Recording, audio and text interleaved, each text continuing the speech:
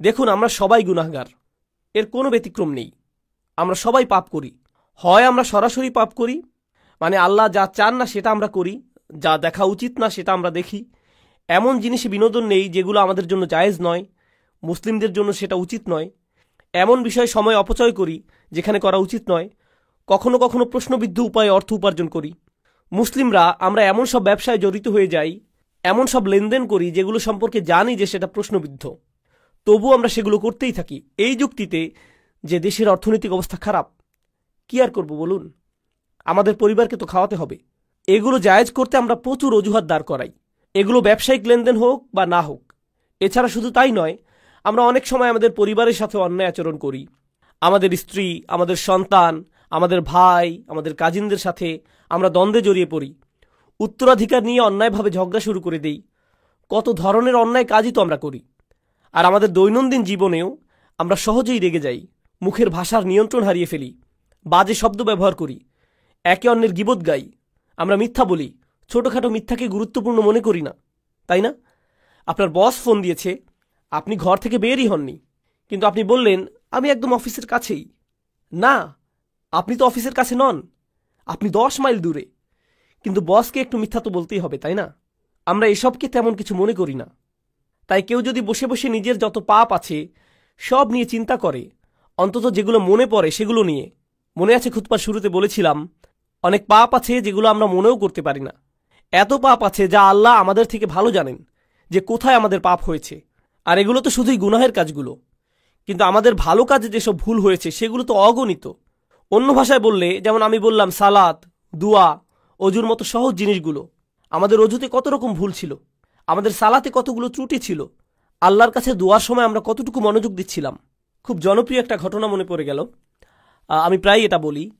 আলী রাদিয়াল্লাহু তাআলা আনহু এক লোকের পাশ দিয়ে যাচ্ছিলেন, সে ইস্তেগফার করছিল, সে শুধু আল্লাহকে ক্ষমা করতে বলছিল আস্তাগফিরুল্লাহ আস্তাগফিরুল্লাহ আস্তাগফিরুল্লাহ। সে শুধু এটা বলেই যাচ্ছিল, মুখস্থ বলছিল। আর তিনি তাকে দেখে বললেন, তোমার ইস্তেগফার প্রয়োজন, তাই না? যেভাবে আল্লাহকে বলছো ক্ষমা করতে, কি এসব? তুমি শুধু পাখির মতো উচ্চারণ করেই যাচ্ছ, এর অর্থ সম্পর্কেও তুমি জানো না। দেখে মনে হচ্ছে তুমি আসলে চাচ্ছও না, শুধু কসরতের মতো করছো। ইস্তেগফার তো এমন হবার কথা নয়, আন্তরিকভাবেই তোমার পাপের জন্য অনুশোচনা হবার কথা। তাই প্রথম যেই কথা আপনাদের বলতে চাই তা হলো, আমরা প্রতিনিয়ত প্রচুর মন্দ কাজ করি, আমরা প্রচুর ত্রুটি করি। আমাদের বাম দিকের ফেরেশতা খুবই ব্যস্ত থাকেন, তার প্রচুর লেখালেখি করতে হয়। আর কেউ যখন আসলেই এসব নিজের ক্ষেত্রে চিন্তা করে, দুইটি জিনিস সঙ্গে সঙ্গেই হয়, দুটি জিনিস সাথে সাথেই হয়ে যায়। সেগুলোর একটি হলো যে সে আবেগে আচ্ছাদিত হয়ে যায়, সে মনে করে আমি তো ধ্বংস হয়ে গেলাম, আমার তো জান্নাতে ঢুকবার কোনো উপায়ই নেই, আমি যা যা করেছি এর কারণে সেখানে তো আমার কোনো স্থানই হবে না। এটা হলো একটা বিষয়, আর এটা কিন্তু ভালো ব্যাপার নয়, সেটা একটু পরে বলছি। আরেকটা জিনিস যা হয় সেটা মোটামুটি ভালো, সেটা হলো আপনি অন্য মানুষ সম্পর্কে অতিরিক্ত চিন্তা করা বন্ধ করে দেন। দেখুন, আপনি যখন অন্য মানুষ কি কি ভুল করছে সেটা নিয়ে ব্যস্ত থাকেন, তাদের ভুল, তাদের পাপ, সেই ভাই এমন করছে, ওই বোন এমনটা করছে, এগুলো কিসের লক্ষণ জানেন? তা হলো আপনি আপনার নিজের সম্পর্কে চিন্তিত নন। আপনি নিজের ব্যাপারে এতই নিশ্চিন্ত যে অন্যকে নিয়ে ভাববার অনেক সময় আপনার আছে। এর অর্থ হলো এটাই, এর মানে হলো আমরা নিজেদের ভুল ত্রুটি, নিজেদের পাপ নিয়ে চিন্তিত নই, বরং অন্যদের ছোটখাটো ভুল নিয়ে চিন্তা করার প্রচুর সময় আমাদের হাতে, সেটাই এটার অর্থ। তাই আমরা যদি নিজেদের পাপ নিয়ে চিন্তা করি, তাহলে অন্যেরা কি কি করেছে সেটা নিয়ে এত না ভেবে নিজেদের অবস্থা সম্পর্কে বেশি দুশ্চিন্তা করতে পারবো। এখন আপনি যদি সত্যি সত্যি নিজের অবস্থা নিয়ে চিন্তাবোধ করেন আর ভয়ে আচ্ছন্ন হয়ে পড়েন যে আমার কোনো আশাই নেই, আমার জন্য কোনো ক্ষমাই নেই, তাহলে এই সময় আমাদের আল্লাহ আয্যা ওয়াজাল্লার হিদায়াতের প্রয়োজন। কারণ খুবই কষ্টকর আর দুঃখজনক অবস্থা এটা। দেখুন, সবচাইতে কষ্টকর আর সবচাইতে ক্ষতিকর মানসিক অবস্থা হলো একদম নিরাশ হয়ে যাওয়া। সবচাইতে ক্ষতিকর মানসিক অবস্থা এটা। এমনকি অমুসলিমরাও, তারা যখন একেবারে আশাহীন হয়ে যায়, তখন ড্রাগ ওভারডোজ করে, কেউ কেউ আত্মহত্যা করে, সব ধরনের অপরাধ করতে থাকে। যখন তারা নিরাশ হয়ে থাকে, নিজেদের নিয়ে আর কোনো আশাই বাকি থাকে না, তখন যা ইচ্ছা তাই করতে থাকে। যখন কেউ নিজের আত্মার একেবারে নিম্নতর অবস্থায় চলে যায়, তখন সেই মানুষের মনে আর কোনো প্রকার আশারই অস্তিত্ব থাকে না। কিন্তু আল্লাহ আয্যা ওয়াজাল্লাহ আমাদের আশাহীন করে রাখেননি। আল্লাহ রসুল সাল্লাল্লাহু আলাইহি ওয়াসাল্লাম আমাদের অনেক আগেই বলে গিয়েছেন, কুল্লু বানি আদম খাত্তাউন, প্রত্যেক আদম সন্তান ভুল করে, অন্তত এখন তো আমরা জানি এই কথাটি, আল্লাহ রসুল নিজেও স্বীকার করেছেন সাল্লাল্লাহু আলাইহি ওয়াসাল্লাম। কিন্তু এরপর তিনি বলেন, ওয়া খায়রুল খাত্তাইন আত-তাওয়াবুন, ভুলকারী মানুষদের মধ্যে সর্বোত্তম হলো যারা আল্লাহর কাছে ফিরে আসে, তারা ফিরে এসে আল্লাহর কাছে ক্ষমা চায়। অন্যভাবে বললে, আল্লাহ এই দরজা আমাদের জন্য খুলে রেখেছেন। যত পাপই আমরা করি না কেন, আল্লাহ আমাদের পুরো আমলনামা মুছে পরিষ্কার করে দিতে রাজি আছেন, কিছু থাকবে না। যে কোনো সমাজে যদি কোনো অপরাধ করেন, সেটা আপনার পার্মানেন্ট রেকর্ডে চলে যাবে, সেটা আর মোছা যাবে না, সেটা আর সরানো যাবে না, সেটা ওখানেই থাকবে, আজীবন থাকবে, যেন কালো এক মেঘ আপনার উপর। যেসব মানুষ যে কারণেই হোক এসবের মধ্য দিয়ে গিয়েছেন, বের হবার পর তাদের চাকরি খুঁজতে খুব কষ্ট হয়েছে। কেউ তাদের ব্যাকগ্রাউন্ড চেক করলে আর চাকরি দেয় না, কারণ তাদের রেকর্ডে কিছু একটা আছে। আল্লাহ আজ্জা জাল্লা আপনার আমলনামা একেবারেই মুছে দেবেন, যদি আপনি আমি আন্তরিকভাবেই আল্লাহর দিকে ফিরে যেতে প্রস্তুত থাকি। যদি আসলেই আমরা চাই এমনটা, আমরা যদি সত্যি আন্তরিক হই, তবে আল্লাহ সুবহানাহু ওয়া তাআলা শুধু কথার কথা বলছেন না, তিনি আসলেই আন্তরিক এক অন্তর চান, যে তার দিকে ফিরে আসবে। এমন অন্তর যা তার নিজের কীর্তির ব্যাপারে সত্যিকার অর্থে লজ্জিত থাকবে। যদি আমরা এমন করতে পারি, তবে আল্লাহ একেবারে শুরু থেকেই শুরু করবেন আমাদের জন্য, একেবারেই ফ্রেশ স্টার্ট দেবেন। এই আশার আলোই আল্লাহ আজ্জা জাল্লা আমাদের সূরাতুল ফুরকানে দিয়েছেন। তিনি আসলেই চরম পদক্ষেপ নিয়েছেন এখানে। তিনি শুধু বলছেন না যে আমাদের পাপ ক্ষমা করে দিবেন, তিনি বলছেন ফাউলাইকা ইউবাদদিলুল্লাহু সাইয়্যাতিহিম হাসানাত, সেসব মানুষ যারা আসলেই আল্লাহর কাছে ফিরে তওবা করে, আমি তাদের সকল পাহাড় পরিমাণ পাপ কর্ম নিয়ে ভালো কাজে পরিবর্তন করে দেব। অন্যভাবে বললে, শুধুমাত্র আন্তরিকভাবে যদি আপনি আল্লাহর কাছে ফিরে আসেন, তবে আপনাকে যে শুধু লাখো পাপ কর্মের জন্য উত্তর দিতে হবে না তা নয়, বরং তিনি আপনার লাখো পাপ কাজকে লাখো পুণ্যে রূপান্তরিত করে দিবেন। শুধুমাত্র আপনি তাওবা করেছেন এজন্য, শুধুমাত্র এটার জন্যই, শুধুমাত্র এই একটি জিনিস তিনি আমাদের থেকে চাচ্ছেন। আল্লাহ আজ্জা জাল্লা আমাদের জীবন আর কতই বা সহজ করবেন। দেখুন, যেসব মানুষ সারাক্ষণ গুনাহ করতেই থাকে, শয়তান তাদের কাছে এসে বলে, তুমি তো এমনিতেও জাহান্নামে যাবে, তার চেয়ে বরং আনন্দ করেই নাও। শয়তান আসলেই এমন বলে, আর তারাও এভাবেই চলতে থাকে। আরে ধুর, আমি আর কী বা করব, তুমি জানো না ভাই, আমি একেবারেই ব্যর্থ, আশাহীন, তার চেয়ে বরং পুরোটা এনজয় করে নিই। শয়তানের প্রত্যেকটি ওয়াসওয়াসা শুনি, ফাটাফাটি করেই যাই দুনিয়া থেকে, জীবন তো একটাই, এরপর মরে যাব, এটাই হলো তাদের চিন্তা। এমন মানসিকতার জন্য আপনাকে অভিনন্দন। আল্লাহ আজ্জা জাল্লা আমাদেরকে কি বলছেন? ইল্লা মান রাহিমা রাব্বুক ওয়ালিযালিকা খালাকাহু মা ইয়াফআলুল্লাহু বিআযাবিকুম। আল্লাহ বলছেন, তোমাদেরকে শাস্তি দিয়ে আল্লাহ কি পাবেন? মনে করো আল্লাহ চান তোমাদেরকে শাস্তি দিতে? আল্লাহ আমাদের কোরআনে এই প্রশ্ন করছেন যে আমাদেরকে শাস্তি দিয়ে তার কি লাভ হবে? এজন্য তো তিনি তোমাদের বানাননি, এজন্য তো তিনি তোমাদের সৃষ্টি করেননি। আরেক স্থানে আল্লাহ বলছেন, শুধুমাত্র তাদের ক্ষমা করে দেবার জন্যই তিনি তাদের সৃষ্টি করেছেন। অর্থাৎ তাদের তিনি সৃষ্টি করেছেন তাদের প্রতি করুণা করার জন্যেই। তিনি আমাদের সৃষ্টি করেছেন যেন আমরা তার করুণা অর্জন করতে পারি। তিনি বলেননি তিনি আমাদের জাহান্নামের জন্য বানিয়েছেন, তিনি আমাদের করুণা অর্জনের জন্যই বানিয়েছেন। তিনি আমাদের করুণা করতে চান, এজন্য এই দরজা খুলে রেখেছেন তিনি। তিনি আমাদের এক পা আগাতে বলছেন, বাকিটুকু তিনিই পূরণ করে দেবেন। বেশি কিছু করতে হবে না আপনাকে, শুধু তার দিকে একটুখানি ফিরে আসুন, একটুখানি তাকে দিন, আর তিনি সেই দরজাগুলো খুলে দিবেন। এখন এই ভূমিকার শেষে আপনাদেরকে সূরা নিসার 2টি আয়াত নিয়ে বলতে চাই, যেগুলোকে আমি সবচাইতে গুরুত্বপূর্ণ আয়াত মনে করি। এই আয়াতগুলোর জন্য আপনাদেরকে প্রস্তুত করতে বলে নেই, এটা হলো আমার আর আপনাদের জন্য একটা হোমওয়ার্ক। সাধারণত খুতবা থেকে হোমওয়ার্ক অ্যাসাইনমেন্ট দেওয়া হয় না, কিন্তু আমি একটা দিচ্ছি। আমি চাচ্ছি আপনারা বাসায় যে এক টুকরা কাগজ নিয়ে তাতে আপনার মতে একটা পারফেক্ট দিনের বর্ণনা লিখুন।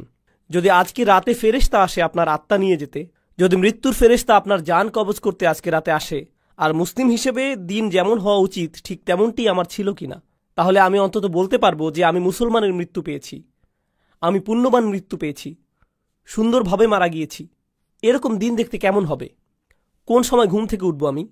আমার স্ত্রী সন্তানদেরকে কি বলবো? কোন সময়ে আর কোথায় নামাজ পড়বো আমি? হয়তো আমি অফিসেও যাব সেদিন, কিন্তু সেখানে আমার আচরণ কেমন হবে? সেক্রেটারির সাথে কিভাবে কথা বলবো?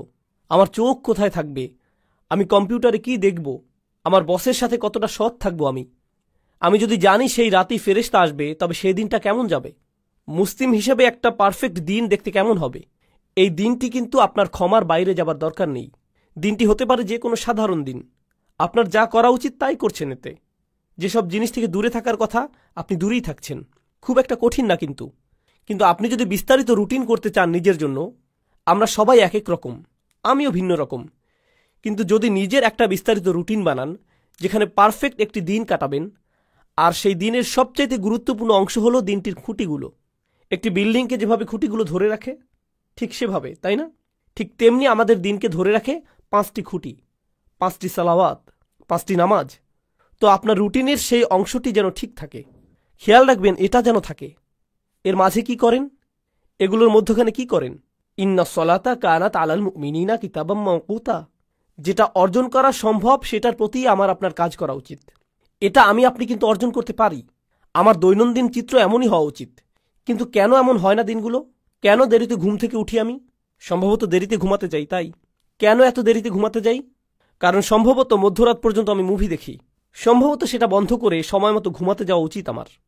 কেন দোয়া করার সময় আমার কখনো কান্না আসে না? সম্ভবত আমি অনেক দিন যাবৎ আল্লাহর ঘরে যাইনি, তার কাছে যাইনি। শুধুমাত্র সেখানে যাই জুমার সময়, তাও আবার যখন তা একেবারে শেষের দিকে, যেন আবার নিজের জীবনে ছুটে যেতে পারি। কেন প্রত্যেকবার সালাতে যখন সিজদায় যাই উঠে দাঁড়ানোর জন্য ছটফট করি? যেমন সুবহান রব্বিল আযীম, সুবহান রব্বিল আলা, যেন এমনটা এতই তাড়াতাড়ি বলি আমি, কারণ আমার সেখানে বেশিক্ষণ থাকতে ইচ্ছে হয় না। আমার তো অনেক কাজ আছে, আমার জরুরি কাজ শেষ করতে হবে, তাই না? আল্লাহর সামনে নিজের মাথা নিচু করার চাইতে জরুরি আর কি হতে পারে? আমি বুঝি না আমরা কিভাবে নিজেদের বুঝ দিতে পারি এটা নিয়ে। সেই একটি জিনিস যা আল্লাহ তাকে করতে বলেছিলেন, সেই একটি জিনিস যা সে করতে অস্বীকার করেছিল, এই একটি জিনিস আমাদের তিনি প্রতিদিন করতে বলেছেন। আর আমরা যদি করিও সেটা যেন কৌতুক, কোনো রকম করে দৌড়। এটা তো কিছুই না। কি এটা? সিজদা। এজন্যই আপনার উচিত দিনের রুটিন বানানো। এখন আয়াতটি শুনুন। ইন্নামাত তাওবাতু আলাল্লাহ। তাওবা শুধুমাত্র আল্লাহর জিম্মাদারিতে। আল্লাহ যে শব্দটি বলেছেন ইন্নামা কালিমাতাল হাসাল বিহাদিহিল আয়াহ, এই শব্দের মানে কি? এর মানে হলো আল্লাহ যা বলবেন এখন তা হলো একটি বিশেষ চুক্তি, শুধুমাত্র নির্দিষ্ট কিছু ব্যক্তির উপর কার্যকর করা হবে, সবার জন্য এটা না। এটা শুধুই তাদের জন্য যাদের বর্ণনা এখন দেয়া হবে। তিনি বলছেন আল্লাহ, কিছুই আল্লাহর উপর বাধ্যতামূলক নয়। আল্লাহ কিছুই করতে বাধ্য নন, শুধুমাত্র যা নিজের উপর বাধ্যতামূলক করেন সেগুলো ছাড়া। তিনি বলছেন আল্লাহ, আল্লাহর উপর এটা বাধ্যতামূলক যে তিনি নির্দিষ্ট ব্যক্তিদের তাওবা কবুল করবেন। আল্লাহ কিছু মানুষের তাওবা কবুল করাকে নিজের উপর আবশ্যক করে নিয়েছেন। কারা এই লোক? লিল্লাযীনা ইয়ামালুনা সুআ বিজাহালাতিন, সেই লোক যারা পাপ করে। এখানে আমি সাধারণ অনুবাদ করে দিচ্ছি, যারা পাপ করে। আল্লাহ মাত্রই বললেন তিনি নিজের জন্য যারা পাপ করে তাদের ক্ষমা করা বাধ্যতামূলক করে নিয়েছেন। তিনি কিন্তু আরও বলেছেন, চলুন দেখি এই লোকগুলো কারা। আর সেটার আগে ইয়ামালুন শব্দের প্রতি একটু মনোযোগ আকর্ষণ করছি। ইয়াফআলুন শব্দের তুলনায় আরবি ভাষায় কিছু করা বোঝাতে 2টি শব্দ আছে, ইয়াসনাউনও আছে। এগুলো সবই কিছু করা বোঝাতে ব্যবহৃত হয়। ইয়ামালুন মানে হলো আপনার উদ্দেশ্য ছিল, এমন না যে আপনার ভুল হয়েছে, বরং আপনি করেছেন, আপনি জানতেন কি করছেন, আপনি ভুল করেছেন। এটা এমন না যে আপনি কিছু একটা বলে ফেললেন কিন্তু বলার সময় খেয়াল ছিল না যে ভুল করছেন, সেটা উদ্দেশ্যহীনভাবে। আমি উদ্দেশ্যের কথা বলছি, এটা কোনো ভুল নয়। তওবার প্রথম ধাপ হচ্ছে আমাকে আপনাকে অন্তত স্বীকার করে নিতে হবে যে পাপ করেছি। অজুহাতের পেছনে লুকানো বন্ধ করতে হবে। আল মাআজিরু মাকাজির, অজুহাত হলো মিথ্যে কথা। অজুহাত মানে এটাই, আপনি যদি অন্তত নিজের সাথে সৎ থেকে বলতে না পারেন যে হ্যাঁ আমি ভুল করেছি, আমি পাপ করেছি, কোনো অজুহাত নেই। যেমন আমি আর অজুহাত দিতে পারবো না, আমি আমার অজুহাতের পেছনে লুকাবো না, তাই না? প্রত্যেকবার কোনো ভুল হয়ে গেলে শয়তান এসে বলে না না এটা তোমার দোষ না, সমাজের দোষ। তুমি অনেক চাপের মাঝে ছিলে, তুমি অনেক চাপের মধ্যে ছিলে, তুমি তখন খুবই রেগেছিলে, তোমার বন্ধুর দোষ ওটা, অমুকের দোষ সেটা, তারা তোমাকে বাধ্য করেছে, সে তোমাকে বাধ্য করেছে, এজন্যই এমনটা হয়েছে, খুবই গরম ছিল সেদিন, খুবই ঠান্ডা ছিল সেই দিন। সুবহানাল্লাহ, কত অজুহাত চলে আসবে আপনার ভেতর। আর যেটা করবেন না তা হলো নিজের ভুল স্বীকার করা। আল্লাহর কাছে ফিরে আসার প্রথম ধাপই হলো আমাকে আপনাকে আমাদেরকে স্বীকার করতে হবে যে আমরা পাপ করেছি। এটা অপমানজনক। মানুষ অজুহাত কেন দেয় জানেন? কারণ নিজের ভুল স্বীকার করাটা বিব্রতকর, এটা বিব্রতকর। আর যখন আপনি নিজেকে আল্লাহর সামনে বিব্রত করতে পারবেন, সেটাই প্রমাণ করে যে আল্লাহর সামনে আপনার আর কোনোই অহংকার নেই। আল্লাহ আমার আপনার কাছে বিনয় চান, তিনি আমাদের অহংকার দেখতে চান না, তিনি আমাদের গর্ব দেখতে চান না, তিনি এমনকি এতটুকু কিবর দেখতে চান না, মিসকাল হাব্বাতিন মিনাল কিবর, এতটুকুও না। তিনি আমাদের মাঝে এতটুকু অহংকারও দেখতে চান না। তাই নিজের পাপ স্বীকার করলে অহংকার দূর হয়ে যায়, এভাবেই এটা দূর হয়। তাই আমরা আল্লাহ আজ্জা জাল্লার কাছে আমাদের ভুল স্বীকার করি পরিষ্কারভাবে। আর যখন তা করি আল্লাহ বলেন বিজাহালাতিন, তিনি বলেননি ইয়ামালুনা সুআ, তিনি বলেছেন বিজাহালাতিন। তো এখন সু শব্দের প্রতি লক্ষ্য করুন। পাপ বোঝাতে যেই শব্দ ব্যবহার করলেন আরবিতে জাম্ব আছে, জানাহ আছে, পাপের জন্য আরো কত শব্দই তো আছে। সু আসে সাউআ থেকে। সাউআ মানে হচ্ছে লাশ। কেউই মৃত শরীর বা লাশের দিকে তাকাতে পছন্দ করে না। যেমন ধরুন হাইওয়েতে কোনো প্রাণীর লাশ পড়ে আছে কিংবা মানুষের লাশ, বিষয়টা ডিস্টার্বিং, কুৎসিত একটা জিনিস, দেখতে চাওয়ার মতো জিনিস না এটা। আল্লাহ আজ্জা ওয়া জাল্লা পাপকে সেই কুৎসিতের সাথে তুলনা করেছেন। এটাই করেছেন তিনি। এটা দুর্গন্ধযুক্ত, দেখতেও বিশ্রী, পচা গলা। এটাই হলো সু শব্দের উৎস। সাইয়াত এই শব্দ থেকেই উদ্গত। তো আপনি বিশ্রী কিছু একটা করেছেন, স্বীকার করুন। এরপর আল্লাহ কারণ দিচ্ছেন বিজাহালাতিন, লোকটি এই পাপ করেছে কারণ সে অতিরিক্ত আবেগে আচ্ছন্ন ছিল। জাহালা শব্দটি আরবি ভাষা আর কোরআনেও গুরুত্বপূর্ণ একটি শব্দ। এর অর্থ হচ্ছে আবেগে আচ্ছন্ন হয়ে যাওয়া। আপনি খুব রেগে মেগে এমন কিছু করে বসলেন যেটা করা উচিত না। প্রলুব্ধ হয়ে এমন কিছু করলেন যা করা উচিত ছিল না। প্রচণ্ড লোভে পড়ে এমন কিছু করেছেন যেটা উচিত নয়। প্রচণ্ড উত্তেজিত হয়ে এমন কিছু করেছেন যা উচিত নয়। এরকম সময়ই মানুষ যা উচিত নয় তা করে বসে। যখন তারা উত্তেজিত হয়ে যায়, কোনো আবেগে আচ্ছন্ন হয়ে যায়, সেই আবেগটি ভয়, ক্রোধ, লোভ, হিংসা, লালসা, প্রলোভন যাই হোক না কেন, তারা এই আবেগে তাড়িত হয়ে মন্দ কিছু করে ফেলে। আল্লাহ বলছেন হ্যাঁ, সেই আবেগ সেখানে ছিল আর লোকটি আসলেই পাপ করেছে। সুম্মা ইয়াতুবুনা মিন করিব, আর সাথে সাথেই তারা আল্লাহর কাছে ফিরে বলে, ইয়া আল্লাহ, আমি করে ফেলেছি, আমি জানি আমি করে ফেলেছি, আমি একটা মানুষ, আমি জানি আমি পারফেক্ট দিন শুরু করেছিলাম আর সেই পারফেক্ট দিনটি সুন্দর করার চেষ্টাও করেছিলাম, কিন্তু পথিমধ্যে এই ভুলটি করে ফেলেছি, আবেগে আচ্ছন্ন হয়ে এই পাপটি করে ফেলেছি। এখন আপনার দিকে ফিরে এসে ওয়াদা করছি এমন কাজ আর কখনো করব না। ইয়া আল্লাহ, যা করেছি এজন্য আমি লজ্জিত। এখন আপনি আল্লাহ আজ্জা ওয়া জাল্লার সাথে কথা বলছেন। এই কথোপকথন আরবিতেই হতে হবে এমন কোনো কথা নেই, কিন্তু আপনি নিজের ভাষাতে এই কথা বলতে পারেন। আল্লাহ আজ্জা ওয়া জাল্লা সকল ভাষার শিক্ষক। আপনি আল্লাহর কাছে ফিরে এসে যা যা ভুল আগে করেছি তা স্বীকার করব। ফাউলাইকা ইয়াতুবুল্লাহু আলাইহিম, তারাই সেই সব লোক যাদের তাওবা আল্লাহ কবুল করেন। তারাই সেই সব মানুষ যাদের জন্য তিনি দরজা খুলে দিতে চান। সেই দরজাটি আপনার জন্য বন্ধ না। আপনি আশা ভরসার অতীতে চলে যাননি। আর পরের আয়াতে যাবার আগে আমি আরেকটি ব্যাপার যোগ করতে চাই, সেটা পুরো বিষয় সম্পূর্ণ করবে। সেই আয়াতটি ছাড়া বিষয় পূর্ণ হবে না। খুবই গুরুত্বপূর্ণ। তা হলো, অন্যেরা যেভাবে আপনাকে দেখে আপনি নিজেকে সেভাবে ভাববেন না। নিজেকে অন্যদের মতো করে বিচার করবেন না। অন্যেরা ভাবতে পারে আপনি অনেক অসাধারণ, সেটাই আপনাকে অসাধারণ করবে না, এমন নাও হতে পারে। মানুষ আবু বকর সিদ্দিক রাদিয়াল্লাহু আনহুর কাছে এসে বলতো, আপনি খুবই ভালো। তিনি শুনে বলতেন, আল্লাহুম্মা আতিনি বিমা ইয়াকুলুন ওয়ালা তুআখিযনি বিমা লা ইয়ালামুন। তিনি বলতেন, ইয়া আল্লাহ, তারা যা সত্য মনে করে সেটা আমাকে দিন, আর তাদের যেটার জ্ঞান নেই সেটার কারণে আমাকে পাকড়াও করবেন না। তাদের কোনোই জ্ঞান নেই, তিনি নিজেই জানতেন। অন্যেরা তার সম্পর্কে কি বলে সেটাতে তিনি অভিভূত হতেন না। একই সাথে অন্যেরা আপনার সম্পর্কে যেই খারাপ কথা বলে সেটা দিয়েও নিজের বিচার করবেন না। আপনি খুব খারাপ, আপনি দুর্নীতিগ্রস্ত, আপনি মুনাফিক, আপনি মিথ্যুক, আপনি ভণ্ড, আপনি অভদ্র, আপনি জাহান্নামে যাবেন, ইত্যাদি ইত্যাদি ইত্যাদি ইত্যাদি। এগুলোর কোনোই অর্থ নেই। মানুষ আপনাকে চেনে না, আল্লাহ জানেন। মানুষ যদি বলে আপনি কোনো কাজের না, আপনাকে দিয়ে কিছুই হবে না, ইত্যাদি ইত্যাদি, এর মানে এই নয় যে আল্লাহ আপনার সম্পর্কে সেটাই ঠিক করেছেন। ঠিক যেভাবে মানুষের প্রশংসা আপনাকে ভালো মানুষ বানায় না, তেমনি মানুষের নিন্দাও আপনাকে মন্দ লোক বানিয়ে দেয় না। সেটার সিদ্ধান্ত শুধু আল্লাহরই কাছে, আর কারো নয়। সেটা শুধু আপনার আর আল্লাহর মধ্যেই। আপনার সম্পর্কে মানুষের মন্তব্য যেন আল্লাহর সাথে সম্পর্ক নষ্ট না করে দেয়। তারা আল্লাহর কাছ থেকে তথ্য নিয়ে আপনার ব্যাপারে মন্তব্য করেনি, তাদের সেই তথ্য নেই, শুধু তার কাছেই আছে। তিনি বলছেন, শুধু এই লোকগুলোর তওবাই আমি কবুল করব। আল্লাহ আমাদের সবাইকে তাদের অন্তর্ভুক্ত করুন। এর পরের আয়াতে বলছেন, এই লোকগুলো থেকে আমি তওবা কবুল করব না। পরিষ্কার করে বলছি, আমি চাই তোমরা তওবাকারীদের মধ্যে অন্তর্ভুক্ত হও। এই লোকগুলোকে আমি গ্রহণ করব, কিন্তু এদেরকে আমি গ্রহণ করব না।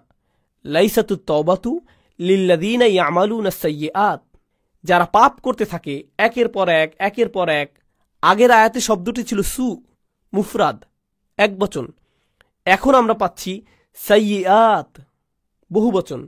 এর মানে হচ্ছে সে বারবার গুনাহ করে আর বলে, আরে আস্তাগফিরুল্লাহ, করা উচিত ছিল না, কিন্তু কালকে আবার করব, এরপর আবার আস্তাগফিরুল্লাহ বলবো, সমস্যা নেই। তারা নিজেদের পাপের প্রতি আসক্ত না, বারবার বারবার তারা করতেই থাকে না। নিজেদের বলে না, তাওবার দরজা তো খোলাই আছে, আমি আরেকটু মজা করে নিতে পারি। এটা আসলে হলো খ্রিস্টান মানসিকতা। আমি রবিবার যে ক্ষমা চেয়ে নেব, পুরো সপ্তাহ পার্টি করে নেই, তাই না?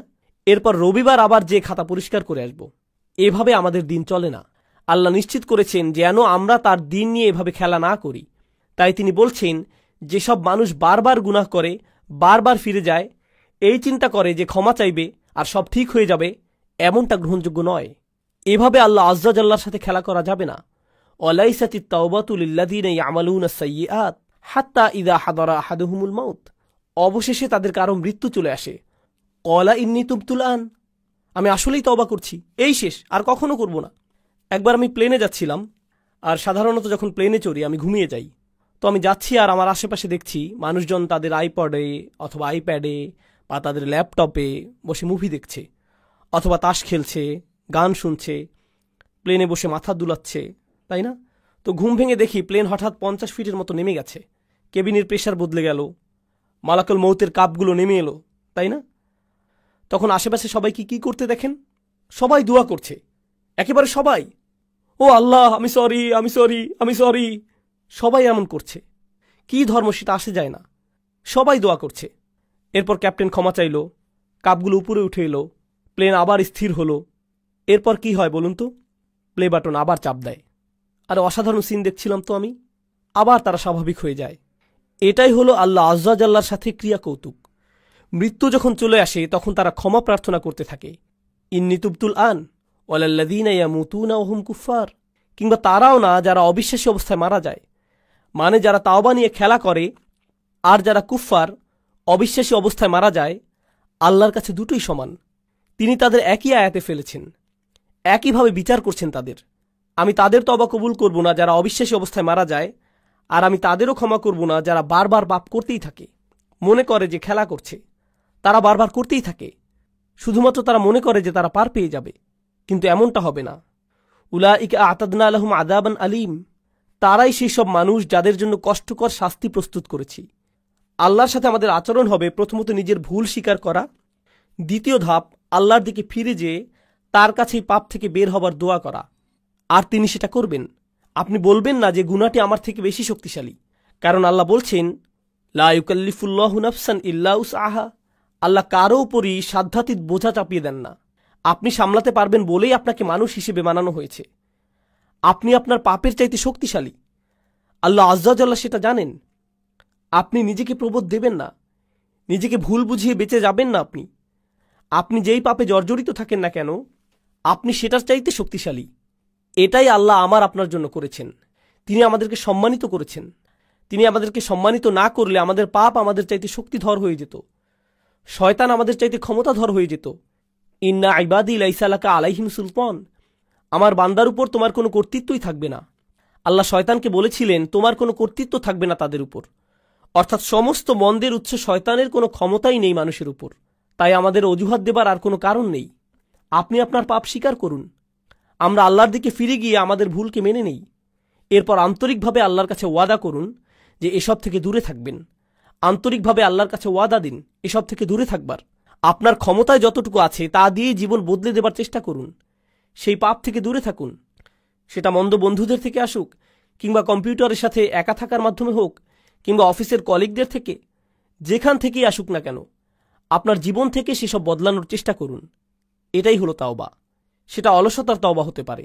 আপনি হয়তো ফজরের অনেক পরে উঠে কাজা পড়েন, আহা কাজাটা পরে নেই, তবে এটাই আপনার কাছে নর্মাল হয়ে গেছে।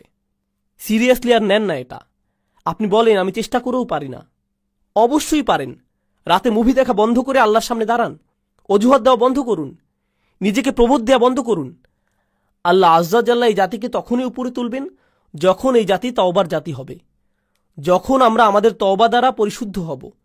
আল্লাহ আজ্জা জাল্লা আমাদের সবাইকে তার ক্ষমা চাইবার ক্ষেত্রে আন্তরিকতা দান করুন। আল্লাহ আজ্জা জাল্লা আমাদের তওবা গ্রহণ করুন, দিনে দিনে আরো ভালো মুসলিমে পরিণত করুন। আল্লাহ আজ্জা জাল্লা যেন আমাদের শক্তিশালী সুন্দর মুসলিম পরিবার গড়ে তোলার সামর্থ্য দেন, যারা এই দিনের সৌন্দর্য বিশ্বের সামনে তুলে ধরতে পারবে।